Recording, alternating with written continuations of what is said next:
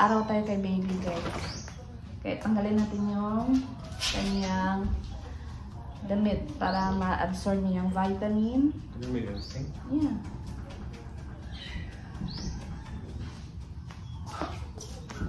Vitamin D. Is it D? Ayos ako ngayon ng susuotin ni Naila guys kasi nga pupunta kami ng pedya 9:30. So, ready ko lang yung kanyang damit para later ready na. And then at the same time, pupunta ako ng OB ko kasi nga siguro tatanggalin niya yung stitch ko. And then ready ko lang yung kanyang birth coat na dadalhin later. Kain tayo, Nutella, pandesal, and hot chocolate. Is that hot chocolate? Yeah, you know, the one that Carlson does. You know, the Nestle ones. I forgot about that. Yeah, then we're going to go to the pediatrician, see how much Millie weighs. I estimate 3.5 kilos. What do you think, Mila? I don't know. She was 2.8 when she was born. It's been, what, 9 days. So I reckon 3.5. Or maybe 4. Because she's eating, you know, she's drinking 2 ounces every 3 hours now. So she must be getting bigger. And then she has injection also. Maybe she has injection. I have no idea, to be honest. Yeah, we're going to go there and then we're going to go back to the OB. Rich going to have her stitches out, possibly. And then pay bills. And that is the agenda for today. Yep. So, buksan natin yung bintana, guys. Para maliwanag ang buhay. Tingnan yung dami yung soft toys ni Millie, oh. May regalo sa kanya to. Ito kay Justin. Ang friend camera na ito sa friend ko. Ayan. Hindi naman siya dito natutulog kaya nilalagay lang namin dito. So, bibihisan ko lang si Millie. Mamaya ako na-change yung diaper niya before kami umalis. Yung damit lang pasuotan ko. So, first, pedya ni Millie. Pedya check-up. Ni Naila. Mamaya ko na-change yung diaper mo na. Later na lang na. And then ito kay Mama Lizelle. Galing to kay Mama Lizelle, gift niya. Sa beshi ko. Mamita Lizelle. There you go. Change your mittens. That's dirty na. Para malabhan na to. Nagpalaba kasi ako sa tita ko. Hello po mga online tita ko. I just finished change. Ang hirap pag anak mo, pati anak mo Englishin mo. Come on, let's go outside.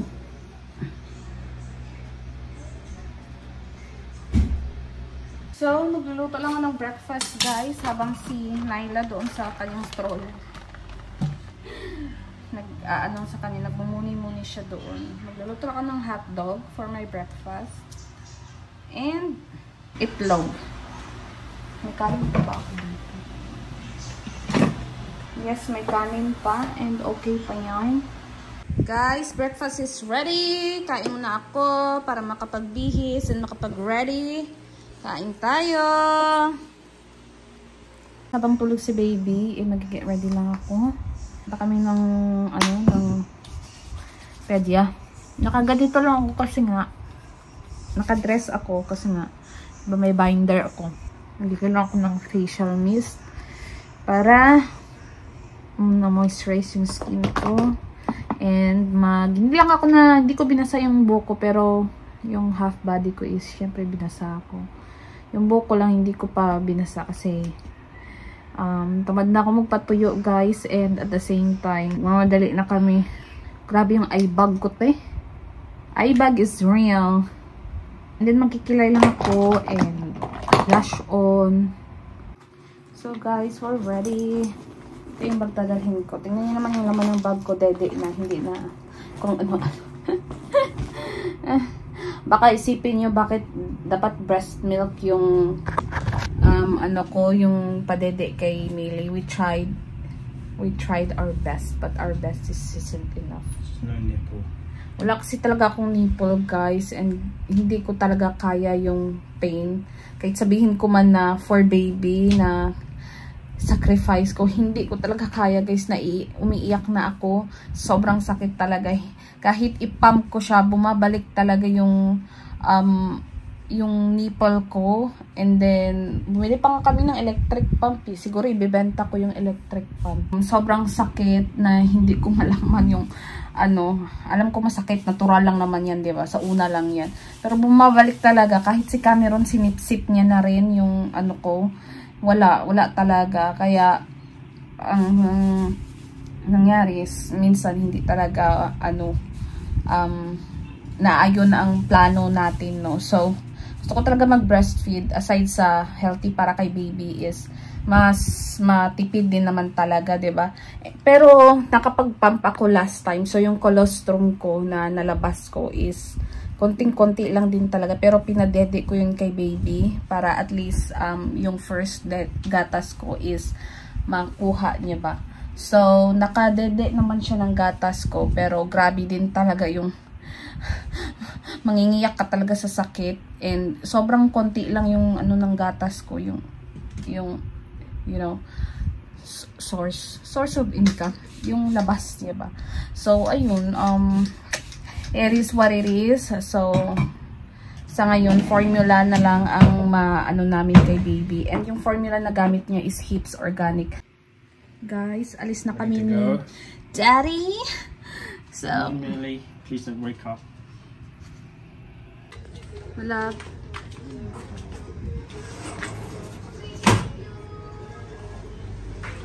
Stinks of maggot shit. Guys, dito na kami, guys, sa pedya. Nag-aantay lang kami. Nag-fill up lang din ako ng form. And yeah, we're next. The next? So the food is still there, but no? Oo, to. Pero for me, kumanta na ginamit ako ng alcohol 3 times a day. Remove ko lang, ha? Ito.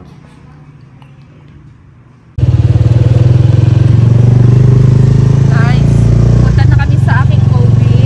Tapos na kami sa pedya. OB naman ngayon.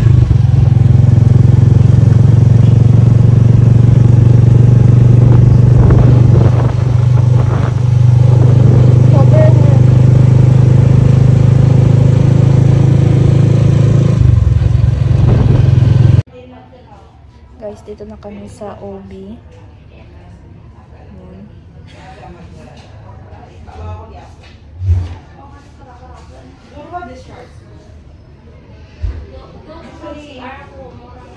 We're still gonna pay the bills. We're still gonna pay the bills. Guys, bahay na kami ni Mister. Palitan lang ata ni Cameron si Nyla ng kanyang she did? No. Just when he fought. Just put her in the stroller. Guys, alam nyo ba, share ko lang, tulog pa rin pala si Nyla. So, nag-aantay ako ng order ko. Nag-order na lang kami ng mga inasal kasi nga kasi nga anong oras na kami natapos. Pumunta kami ng pedya, diba? Tapos tumiretso kami sa OB para tanggalin yung stitch ko, yung sa ko. Ayun, pagkatapos namin, umuwi na rin naman kami kaagad. And then ngayon, anong oras na kasi, kaya wala nang time na magluto. Meron naman isda dyan, pero kahapon pa kasi yan, and parang naumay na ako sa isda. Isda na nga whole day yung ulam ko kahapon, tapos ngayon isda na naman. Parang gusto ko ng ng mga inasal, and then at the same time, gusto ko ng malamig ba. So, nag-order lang din ako ng crema de leche na pang dessert. Share ko lang sa inyo mga Mars, may kwento ako. Alam nyo ba na nung last night, madaling araw, ginising ko si Mister kasi nga sabi ko, bahatin niya yung si Nyla. I asked him to lift Nyla to carry her, because I think I'm gonna prepare a milk that time, and she already crying. So no, what happened last night. You know what you did. I'm just trying to share it to them. What did I do then? So ayun na nga, since Nyla is already crying, I asked Cameron, because he's sleeping, and then I'm gonna what do you call this? I'm gonna make a dede for her ba, and I asked Cameron to, you know, carry her so she will stop crying. But he's still sleeping that time. Siguro na ano siya, you know, he's still dreaming. And then instead of Nyla, he carried the unan, the pillow, and then try to do this. Diba? Parang, nalimpungatan siya, guys, sa sobrang antok and pagod. You know, naghalo-halo na. So, guys, napapadede lang si Cameron. And, dumating na pala yung order ko. Pinadeliver ko lang. Ayan, ng inasal. Ayan, lagay ko muna to sa fridge kasi magluluto pa ako. So, lutuan ko muna siya ng itlog and spamming sa kanya. Yan yung gusto niya.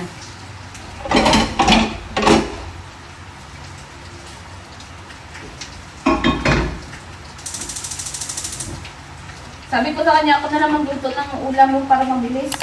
Hi mga Mars, kakagising ko lang kanina nung nagluto ako na ng mister. Lobat yung cellphone ko kaya hindi ko na napatuloy yung vlog ko. Pero, ayun nga, kakagising ko lang. Magluluto ako ng adobo for Cameron's dinner. Tulog siya. Pagkababa ko dito, tulog siya. Pinatulog niya ako. Sabi niya, mag-nap ka para ako na lang magbantay kay baby. Para makabawi ka. Kasi nga, tuwing gabi, mostly gising ako. And si baby tulog din. Defrost ko lang to para matunaw yung tubig. So, anyway, ang sabi pala kanina doon sa pedya ni baby. Okay naman si baby. Everything is okay. Wala naman siyang, yung yellowish ba, wala naman siya. And, yeah, everything is okay, guys. Kahit yung newborn screaming niya, yung hearing test niya, okay naman. So, balik kami sa next week for BCG sa kanyang shot.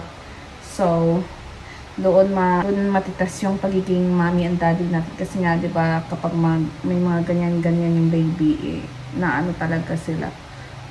What do you call this? Na nagkakasinat, gano'n. Hopefully, wag naman sana. And parang, irritable sila, gano'n. Ayan, pakita ko sa inyo si Mr. and si baby. Ayan, tulog si baby. Hindi yun nakatutok yung electric fan sa kanya. Sa paan niya lang yun. And then, ayan, Nyla. Tulog na tulog.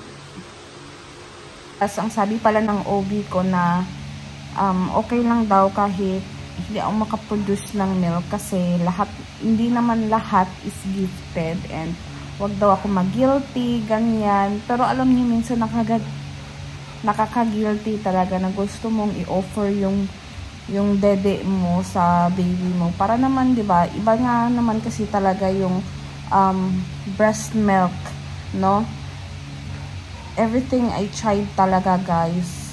Pump man, ilan pump ko dyan, 3 piraso. Bumili ako ng haka, binili ako ni Cameron ng manual pump, electric pump, pero wala, ganyan, bumabalik talaga siya. And then, konti lang talaga yung source ng milk ko, yung lumalabas. And, nagsusugat-sugat na yung nipple ko, sobrang sakit talaga. Siguro, kaya kong tiisin yung CS, pero yun, hindi talaga, grabe. So, ayun na nga, sabi niya, wag daw akong mag-guilty, kasi hindi lahat gifted. Hindi lahat gifted. Ayun, kahit siya nga mismo nung first baby niya, hindi daw siya nagkaroon ng milk. Ginawa naman niyang lahat. Actually, nag-take din ako ng malunggay capsule. Binigyan ako ng OB ko ng malunggay capsule. And, wala. ayaw talaga. So, ayun, formula na lang. So, luto na tayo ng adobo. So, yung sa akin naman, paksiw. Kasi may paksiw dyan. Ito kay Cameron. Adobo ako. Mixing na si Mister. So, mag-add lang ako ng sibuyas and bawang. And gisahin ko na rin to yung para magisa ko yung chicken.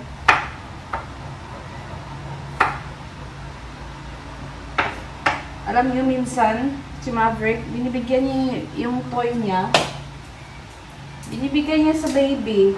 Parang siguro gawin ng bata is itapon sa, i-retrieve niya. Sabi namin, baby pa kasi. Nakatuwa din nung si Maverick. Of course, gigisain ko lang mga Mars yung sibuyas and bawang. Alam niyo na yan yung step by step naman, di ba? Generic naman na yung step by step ng adobo, unless meron kang technique dyan. So, gigisain ko lang. And meron na kaming kanin dyan, so yun na yung namin. Nagsaing na ako kanina, di ba, ng madami. Sabay ko na yung sibuyas and bawang, mga Mars.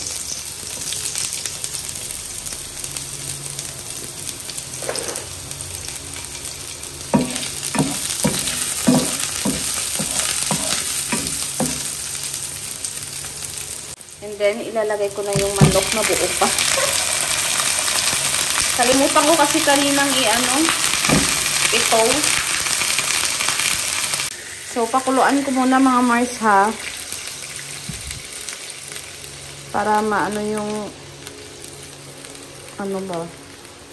hindi pa nga yan na kasi anong oras na kasi para maluto agad. Oh,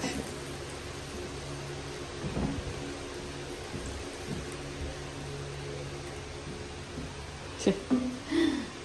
So, yun na yung adobo ko, guys. Pinapakuluan ko lang siya. Ayan. Adobo ala rich, hindi ala sa inyo. Charot.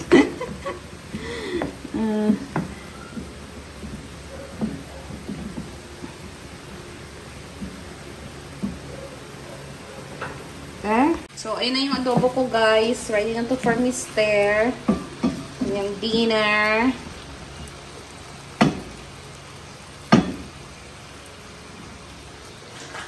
Maverick, no. That's your sister. So kain tayo, guys. Chicken adobo, and Richard is back. Millie is already sleeping, ready to be annoying in the night. Millie's been good all day. She slept from lunchtime. We woke up every 3 hours to feed, and then went straight back to sleep. And then so she's getting ready to be annoying tonight. From 9 PM, she's just gonna stay awake and cry. Night baby. Yeah, like a baby. So, yan ang ulam ko, guys. Mga Mars, dito kami sa taas na. And, umutot ka ba, Day? And, papalitan ko lang si baby before siya matulog para fresh ang batuta. Na? So, she gonna be, freshen up. Kanina pa kasi itong damit niya nung umaga. Hindi ko pa siya napapalitan.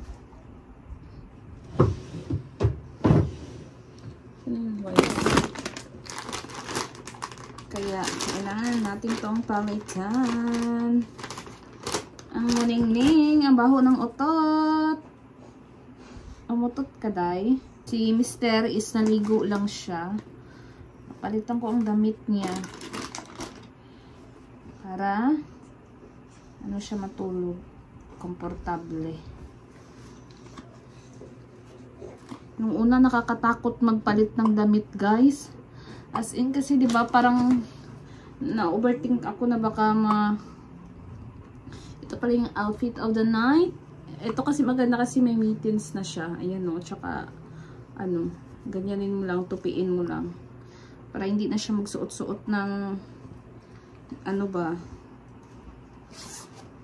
ng pajama. You know, if you know, you know. So, natapos ko ng bihisan si baby, guys. Kita natin yung outfit of the night ni Nyla. Outfit of the night. Tiran! Ready to sleep na. Kaso sinisinok ang bata. Lagyan natin ng papel yung ulo. Mga Mima, bagsak ang bata batuta. Ayan. Pinaano ko lang siya. Pinatulog ko lang siya para ako naman ang get ready for bed. Mars, na ako. What do you call this? Naka-freshen up na ako. Nakabihis na rin ako ng pantulog. Ayan.